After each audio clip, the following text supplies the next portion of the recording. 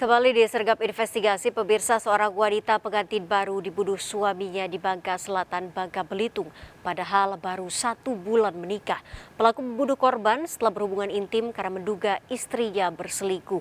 Sementara korban meminta cerai karena perhiasannya dicuri pelaku untuk membeli sabu dan berjudi.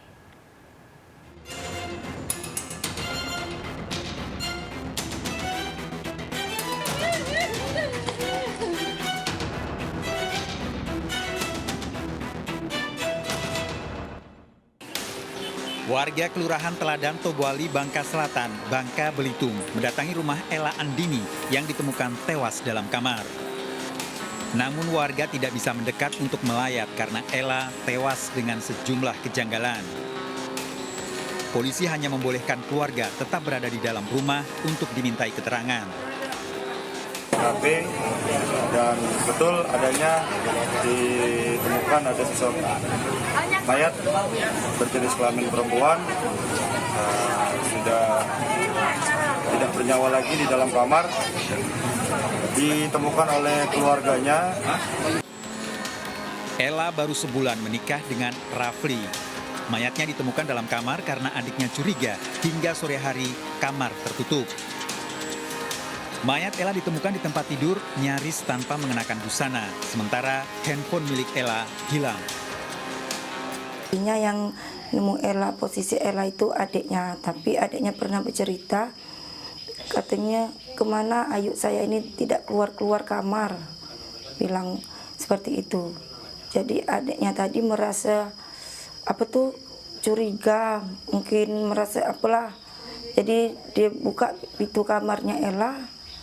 Sekali dia nengok, Ella sudah meninggal. Saat mayat Ella ditemukan, Rafli suaminya tidak berada di rumah. Menurut keluarga, Rafli berpamitan pergi sekitar pukul 10 siang, berdalih mengantar paket. Jenazah Ella diotopsi di rumah sakit dan ditemukan luka di leher. Polisi memastikan Ella tewas dibunuh. Rafli suami Ella ditangkap polisi di perkebunan kelapa sawit Riau Silip, Bangka saat menumpang truk yang akan menyeberang ke kota Palembang. Rafli merencanakan kabur setelah menjual handphone istrinya seharga 11 juta rupiah. Rafli ditangkap bersama Apoy, temannya yang sempat mengantarkan menjual handphone. Dalam pemeriksaan di kantor polisi, Rafli mengaku membunuh istrinya karena cemburu. Karena saya emosi, istri saya minta cerai terus. Istri saya minta cerai terus dan saya melihat isi chat. Apa isi pesan itu? Tunggu di situ, saya juga rindu. Rafli mengaku sejak dirinya ketahuan mencuri perhiasan Ella, istrinya meminta cerai. Selain itu, Rafli menggunakan uang hasil pencurian untuk berjudi dan membeli sabu sehingga membuat Ella marah. Ini adalah pelaku merasa tidak terima karena diancam oleh korban untuk diceraikan. Kemudian pelaku menganggap untuk gagal menguasai harta korban sehingga pelaku mencurigai bahwa korban ini berselingkuh dengan orang lain sehingga terjadilah pembunuhan itu. Menurut keluarga, Ella tidak pernah menceritakan masalah yang dialami. Kalau Ella cerita, tidak pernah. Soalnya Ella kan orangnya tertutup, pendiam. Beban dia itu kan ibarat beban dia ditanggung sendiri lah. Tidak pernah diceritakan Ella. Kalau dia kehilangan Mas kan sama keluarga. Sementara Rafli selama sebulan menikah selalu bersikap baik. Bahkan usai membunuh sempat berpamitan pada keluarga untuk mengantar paket menggunakan sepeda motor Ella. Sikapnya kan orangnya baik, tidak pernah ibaratnya itu bicara kasar, tidak pernah. Kasih sayang dia dengan Ella kan terlalu sayang dengan Ella. Itu kami keluarga tidak pernah menduga kalau dia akan membunuh Ella. Ternyata Rafli membunuh Ella mengikuti saran Apoy, temannya, setelah menceritakan kondisi hubungannya dengan Ella. Rafli cerita dia sering cekcok sama istrinya, Pak. Terus nanya sama saya, gimana bang? Tanya istri saya ini marah-marah terus. Gimana caranya? Ya aja kata saya. Cuma gitu aja. Ella dibunuh setelah melakukan hubungan suami istri dengan Rafli. Pelaku setelah bangun tidur pagi mengajak korban untuk berhubungan.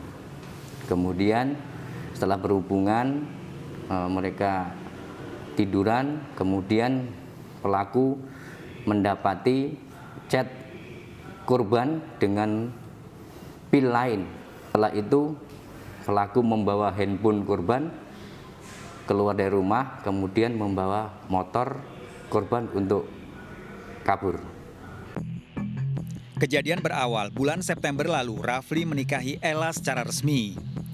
Belum genap 1 bulan, Rafli mencuri perhiasan milik Ella senilai 6 juta rupiah dan digunakan untuk membeli sabu serta berjudi dan pesta minuman keras. Mengetahui perhiasannya dicuri, Ella mengusir suaminya, apalagi digunakan untuk mengkonsumsi narkoba. Tanggal 19 Oktober, Rafli menemui Ella di rumahnya membawakan makanan, namun istrinya masih marah. Ella bahkan meminta cerai karena tidak terima suaminya mencuri serta berjudi dan mengkonsumsi narkoba. Rafli kembali ke rumah Apoy, temannya, tempat menumpang selama diusir Ella. Rafli menceritakan kondisi rumah tangganya. Istrinya meminta cerai dan Apoy sempat menyarankan untuk membunuh. Malam hari, Rafli kembali ke rumah istrinya dan tidur hingga pagi hari. Sekitar pukul 8 pagi, keduanya sempat melakukan hubungan suami istri. Saat Ella kembali tertidur, Rafli membuka handphone istrinya dan melihat percakapan dengan seorang pria. Rafli emosi, kemudian menganiaya korban hingga tewas. Selain membunuh, Rafli juga terbukti mengkonsumsi narkoba. Dari hasil pengecekan sebelum kejadian, pelaku mengakui bahwa dia mengkonsumsi narkoba. Bagi keluarga sebagai anak sulung, Ella dikenal mandiri, tidak mau membebani, bahkan sekedar berbagi cerita masalah memilih disimpan sendiri. Ella selama ini mencukupi kebutuhan orang tua dan adik-adiknya. Mama tidak terlalu lama, dibilang pendiam, tidak terlalu pendiam. Tapi ibaratnya tuh biasalah dia kan, di mata keluarga tuh anaknya baik kan, ibarat tuh sopan di depan keluarga. Mak dia meninggal, Ella lah yang jadi tulang punggung keluarga. Yang kasih adik dia ibaratnya tuh makan, minum, cari duit lah utamanya. Tersangka terancam hukuman 15 tahun penjara dengan barang bukti, sepeda motor, serta handphone milik korban. Acih terus menangis mendengar Neni keponakannya tewas di dalam kamar tempat tinggalnya Rawa Bangkong Kaung serta Jaya Cikarang Timur, Bekasi, Jawa Barat. Neni ditemukan tewas dengan luka senjata tajam di tempat tidur. Sementara suaminya yang baru 6 bulan menikahi tidak ada di rumah. Keluarga tak menyangka Neni tewas mengenaskan karena tempat tinggalnya berdampingan dengan orang tua dan kakaknya. Keluarga yang curiga karena Neni tidak terlihat keluar mendapati pintu rumah tidak terkunci. Korban nggak pernah sama sekali cerita atau curhat. Walaupun saya dekat dengan dia memang dari dulu orang pendiam. Punya masalah apapun nggak pernah curhat dia mah. Tapi kalau suaminya sendiri gimana tuh? Sama suaminya pun nggak pernah ketemu. Selama pernikahan dia sama keponakan saya baru ketemu 2 kali. Waktu pernikah sama kemarin waktu acara di makam itu. 2 hari sebelum tewas, Neni sempat menceritakan pada teman kerjanya, Iih suaminya seorang pecemburu. Iih sering marah sejak bertemu dengan seorang pria yang pernah dijodohkan dengan Neni. Iih mencurigai Neni kembali didekati pria yang pernah menyukainya. Padahal Neni menolak dan lebih memilih Iih. Suami cemburuan gitu?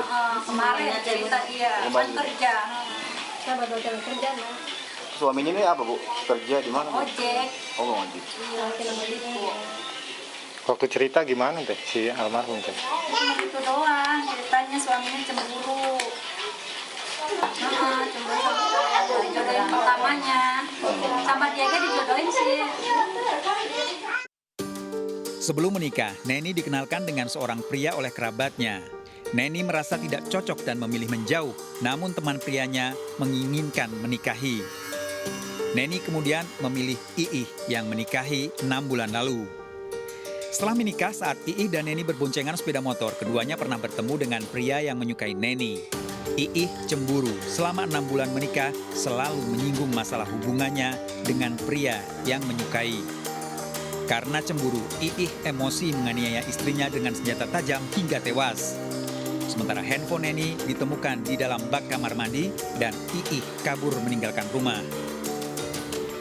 Menurut psikolog Universitas Pancasila, Putri Langka, setiap pasangan pria dan wanita atau suami istri yang telah resmi menikah seringkali merasa hubungannya eksklusif hanya milik berdua. Rasa cemburu akan muncul jika ada orang lain yang masuk dalam lingkungannya, bahkan seringkali dianggap mengancam cinta yang telah dibangun. Rasa cemburu itu sendiri sebetulnya dia sudah mengganggu stabilitas emosi seseorang, ya. Dia mempengaruhi bagian otak yang juga berfungsi untuk meregulasi atau mengatur emosi. Nah, ketika orang sudah jealous dan itu bisa disebabkan karena dia merasa hubungannya terancam, itu bisa membuat pengelolaan emosinya menjadi buruk. Nah, ditambah lagi dengan penggunaan drugs yang membuat judgement sosialnya, kemudian pengambilan keputusan yang lain, pertimbangannya juga semua menjadi kacau, kayak gitu.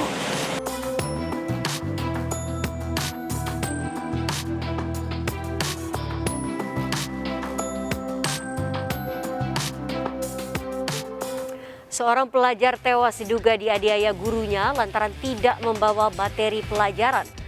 Sesaat lagi disergap investigasi.